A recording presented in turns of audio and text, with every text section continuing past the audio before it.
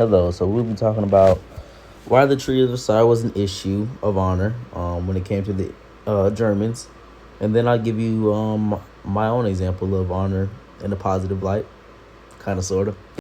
Okay, so taking us back to World War I, which ended in 1918, the Germans they signed a armistice, which is basically a ceasefire. So you have this ceasefire, but it's not the official peace treaty, quote unquote. Now, in history, it's always been known that the winners and the losers will both be present when peace treaty terms are, formulated and agreed upon. Yet the French leader saw it fit that they didn't really need the Germans to be there, and that was partly due because they wanted revenge for the casualties and damage they caused the French. So basically, while the Germans weren't in attendance, they had these terms set upon them that they just were forced to agree to. Included in these terms were taking away their land, which is the Alsace-Lorraine. Maybe I said that right. They had to pay almost what is $400 billion in U.S. dollars today. They had to pay that back. They had to admit to their guilt, which was the biggest hit to their honor, because I know the Germans and everyone else didn't really see it as so, but the French wanted them to admit that they were at fault for this war. So that stripped them of their honor. And of course, they had to limit their army as well to 100,000 soldiers and a couple of battleships. You could tell that this had an effect on the Germans and that this really affected their honor, or it took a hit on their pride because of what resulted next. So 21 years later, Hitler and the Germans, they invade France. They made them surrender.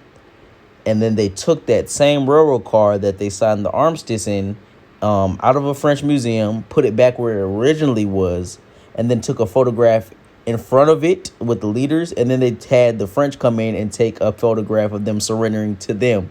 So this is just a way to get back at them. So you could tell this had to do with pride and honor for sure. So now to relate it back to me, during the summers, me and my dad, we would cut grass together. And this kind of started when I turned about 15, 16, I think.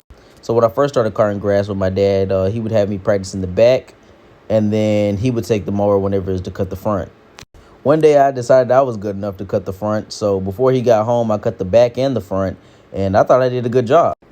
My dad gets home and he's like, you didn't trim. You missed a couple spots. You didn't do a good job. Just let me do it. So like the Germans, I kind of get to thinking, you know what? I'm going to show him. I'm going to show the French. You think you can just say this and do this to me? I'm going to show you. This is a matter of honor and pride. So it motivated me, like I said, to do it again. Just like the Germans were motivated 21 years later to come back and strike and just go harder. The grass got high. I cut the front, back, trimmed, make sure I missed no spots. And when he got home, he was like he had never seen the yard look this good in the longest time. And he said, you know what, you're in charge of cutting from now on whenever it gets high. So I feel like it was a bit of a setup because I got stuck with cutting the grass. But that was a moment of that I felt honored. I was prideful. I finally, I showed my dad up. I showed him I could do it if I set my mind to it, And I was also full of honor because he was proud of me as well.